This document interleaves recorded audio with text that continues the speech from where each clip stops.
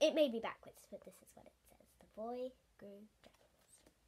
This is the one we'll be reading today by me, Sophia Little. When people ask me what we grow in Grandad's garden, I think they expect the answer to be cucumbers, tomatoes, or runner beans. I don't think they expect the answer to be dragons. But there it is. We grow dragons. And I can tell you this, they're a lot more trouble than cucumbers. You can see the little dragon eating the cucumbers. And the burnt pages at the top, you see? Yep. Things cucumbers do not do. Poo in your dad's porridge. Singe your eyebrows, like make them all brown. Horrible. Make a really cozy nest by shredding all your mum's alphabetical ordered recipes. Leave your pants, the embarrassed one, covered in diggers from the TV aerial. You can see right there. Singeing your eyebrows. Oh, wrong one. There we go. See? Chase your cat. Drop cabbages on your cat. Try and ride your cat like a rodo bull. Wake up at 4 a.m. every morning by digging razor-sharp claws into your forehead. I know I'm dying. Sit light to your toothbrush while it's still in your mouth.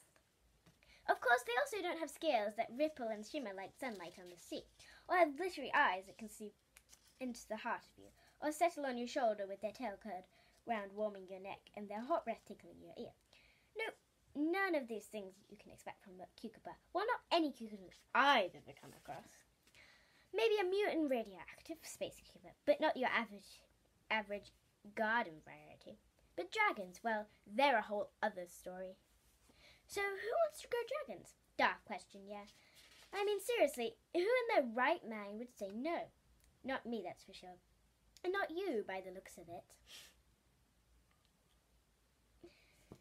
But if you want to grow dragons, you need to know what you're getting into. Sure, they're fiery, fantastical, and dazzling, but dragons are not all fun and games. Not by a long shot.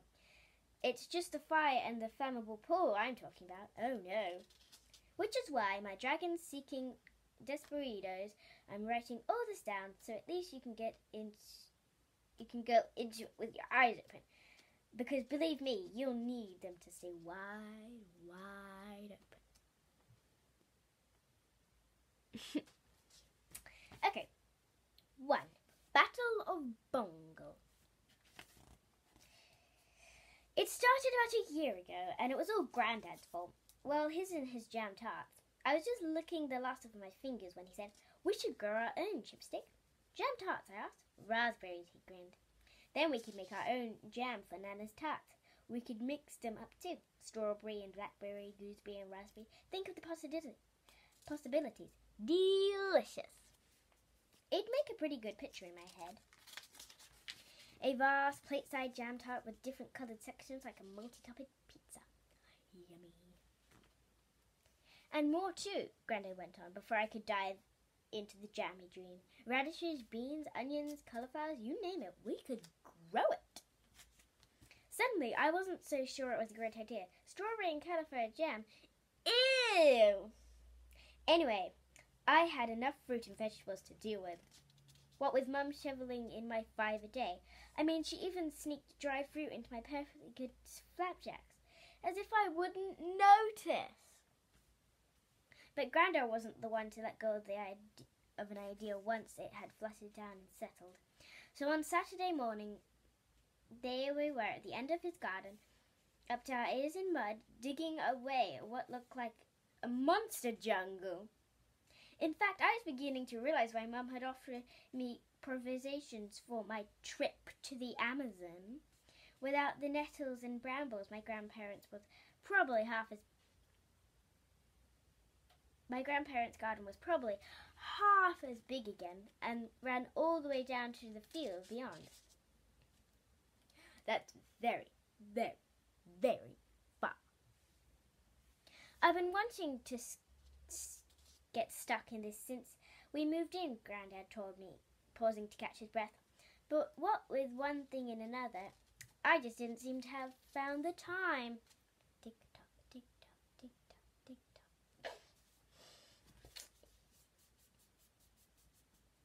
I stopped digging and scraped my spade across the clod of mud. I know you have no idea what he was talking about, but I did. I know exactly what he meant by one thing and another. Sorry, I muttered, 'cause I really was. He rested his arms on his spade and leaned towards me. Now, there's something you should know about my granddad. He twinkles. That might sound weird, but he does. There's a phrase to have a twinkle in your eye, which means it to be bright or sparkly with delight. Well, my granddad has the biggest twinkle of anyone I've ever known. And right then he was shining that twinkle down on me, till I felt its warmth flooding every bit of my body. It was like I'd sat down in front of a toasty marshmallow toasting fire. Now then, Chipstick, how many times have I told you? What's the deal with families? I smiled. They stick together. Exactly, he grinned. Not unlike jam tarts. Now, get digging. Dig, dig, dig. And you can see that this is a claw marks, which means they're getting close to the dragons. Probably. I don't know. I've never read this book before. Bizarre. Sorry. So I did. The worst thing to dig up was this stuff Granddad called bungleweed. It wound itself round everything, clinging to roots, shoots, and shrubs for dear life. Like, oh, you can't save me! I can't get back up. Okay. Soon enough, I was a almighty tug of war, boy against plant. And for a moment there, it really looked as if Eagle Bronderplant Overload might win.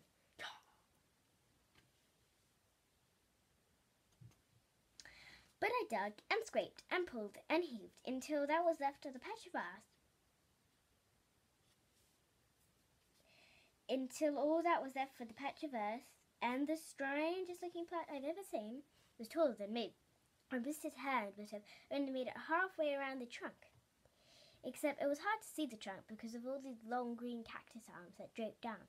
Looks like a giant upturned mop head, declared Grandad. Oh.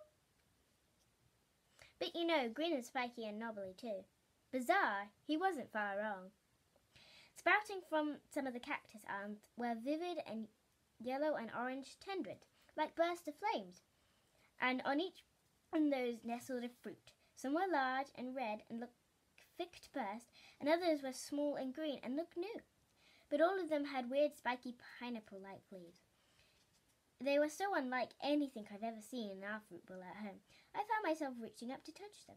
I noticed one of the smaller fruits had already turned red, but the tendril it was attached to was being pushed down with the rate of a few larger fruits hanging above. I gently lifted it.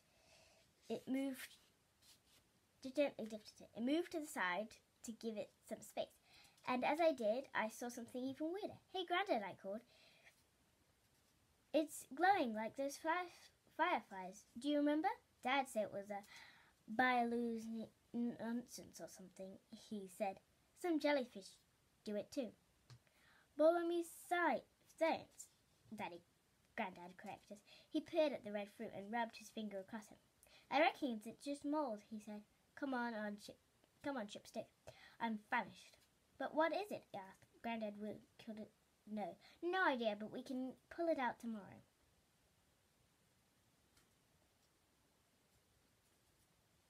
It looked red and spiky. I looked at the red and spiky fruit that was glowing in my hand. Whether I pulled it a little too hard or just chose that moment to fully ripen one way or another, the fruit dropped from the vivid red tendril.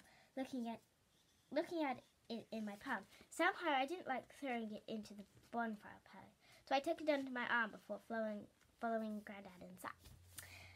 Next page, I say.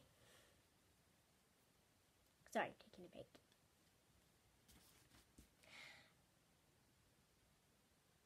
Oh, I've been doing it for 10 minutes now.